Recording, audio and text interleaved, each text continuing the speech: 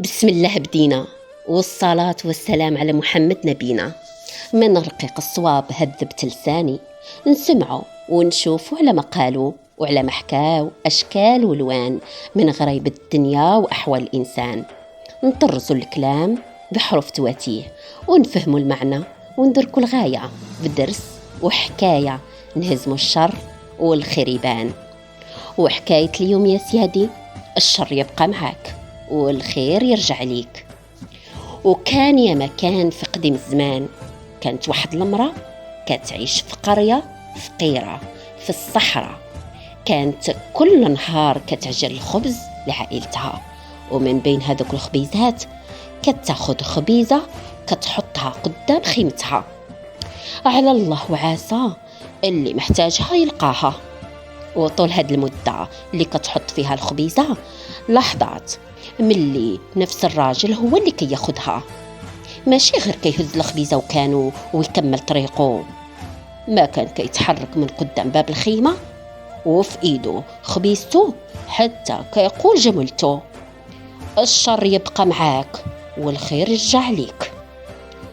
كل نهار على هاد الموال، حتى بدات المرأة كتقلق كل مرة وتقول: مالي على هاد الهبال، ما دير خير ما يطرى باس. عند بالها كيقصدها بالشر، صبرها ما بقى ليه صبر، وفكرت ليه في شحال من حيلة باش يضرب الطم، ولكن كلامه غير ما كيزيد يقلقها. ولقات ليه حيلة كبر منه ومنها، فكرت في الموت، هي اللي منه غادي تهنيها. وشنو غادا تعمل ما تعمل؟ قالت غادي تخبز ليه خبيزة فيها السم. ايوا يا سيادي، عاد ما زاد زين ليها اعمالها الشيطان، ولكن ما جات فين تخبزها وتطرحها في الفران حتى كانت نادم معها الحال، وتعودت من الشيطان الرجيم وخافت من عقاب الرحمن الرحيم. رمت الخبيزة المسمومة وخبزت ليه خبيزة جديدة ونسمتها ليه بالعشوب باش تجي لذيذة، حيت ندمت على ما فعلات. وهكذا بغت تكفر على ما فكرت ليه من مكيدة. وصل الوقت اللي كيجي فيه الراجل المسكين كيف العادة، وهز خبيزته وقال جملته المعتادة.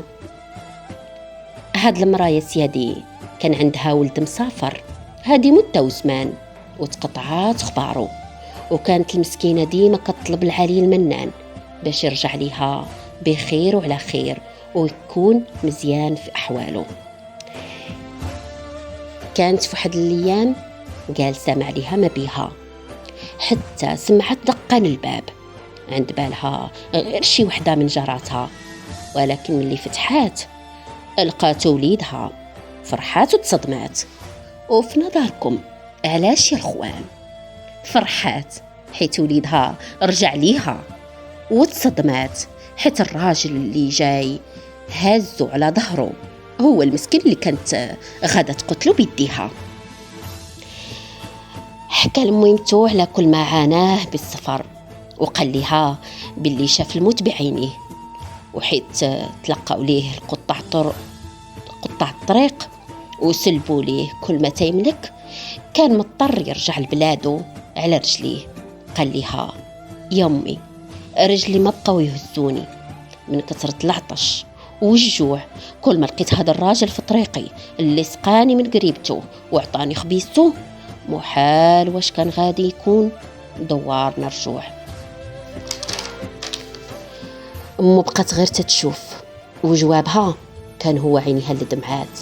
من داك النهار الدنيا تغير ليها الشوف، ومن الراجل الحكيم تعلمات، حيت كانت غادا تغلط غلطة اللي تندم عليها سنين، وشافت بعينيها الخير كيرجع في الحين. وهنا حجيتي كتكون سالات، هي اللي كنتو بها مونسين، ومشات من الواد لواد ومن بلاد لبلاد، وبقيت أنا مع الجواد. وكنتمنى تاخدوا بها العبرة يا البنات وحتى الولاد.